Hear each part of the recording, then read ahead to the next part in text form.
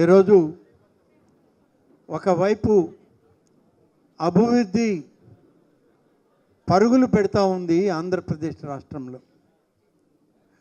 ఉమ్మడి ఆంధ్రప్రదేశ్ ఉన్నప్పుడు ఈ రాష్ట్రాన్ని ఆర్థికంగా అభివృద్ధి చేయడంలో తెలంగాణ ప్రాంతం అభివృద్ధి అయితే అభివృద్ధిని, అలాగే అక్కడ ఉన్నటువంటి అభివృద్ధి చెందిన ప్రాంతాలని వదిలిపెట్టి ఒట్టి చేతులతో ఆంధ్రప్రదేశ్కి వచ్చి పరిపాలన మొదలుపెట్టి ఇవాళ అన్ని విధాలుగా లక్షల కోట్ల రూపాయల యొక్క పారిశ్రామిక రంగం, అభివృద్ధి రంగం వైపు ఈ రాష్ట్రంలో ప్రభుత్వాన్ని నడిపిస్తూ ఉంటే, ఉమ్మడి రాష్ట్రంలో పరిపాలనలో ఒకప్పుడు భాగస్వామి అయి తర్వాత విడిపోయిన రాష్ట్రంలో మన అభివృద్ధిని సొంతం చేసుకుని ఇవాళ ఈ రాష్ట్రంలో అభివృద్ధి లేదు, పరిపాలనలో ఏమీ ఉద్యోగ అవకాశాలు లేవని ఇవాళ కేసీఆర్ గారు మాట్లాడుతున్నారంటే చాలా బాధేస్తుంది.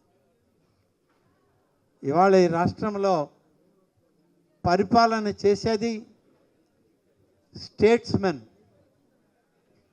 స్టేట్స్మెన్ అని ఎవరిని అంటామంటే పరిపాలన దక్షత కలిగినటువంటి నాయకుడినే స్టేట్స్మెన్ అని పిలుస్తాం.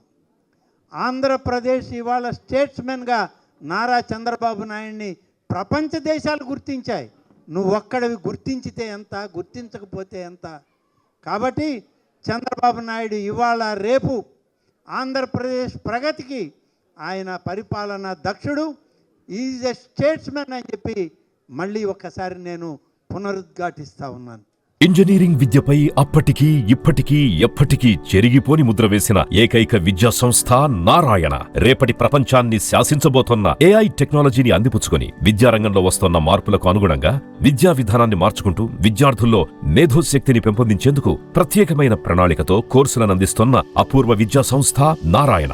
నాక్ మరియు ఎన్బిఏ గుర్తింపు పొంది 27 సంవత్సరాల అనుభవంతో అత్యున్నత ప్రమాణాలతో ఇంజనీరింగ్ విద్యకు సరికొత్త దిశ చూపుతున్నాయి నారాయణ ఇంజనీరింగ్ కళాశాలలు. అండర్ గ్రాడ్యుయేషన్ మరియు పోస్ట్ గ్రాడ్యుయేషన్ కోర్సులను అటానమస్ కరికులం ఆధారంగా అందిస్తూ 2024-25 విద్యా సంవత్సరంలో 50కి పైగా ఎంఎన్సీ కంపెనీలలో 600కు పైగా ఉద్యోగ అవకాశాలు పొంది మరియు వాటిలో అత్యధిక ప్యాకేజ్ 12 lakhs per annum సాధించిన ఘనత నారాయణదే. ఏఐసిటిఈ ద్వారా గుర్తింపు పొందిన idea labs, drones, 3D printer, Juniper network centre of excellence, robotics, IoT centre of excellence ల్యాబ్లు కలవు. అడ్మిషన్లకై సంప్రదించండి. నారాయణ ఇంజనీరింగ్ కళాశాలలు, నెల్లూరు మరియు గూడూరు.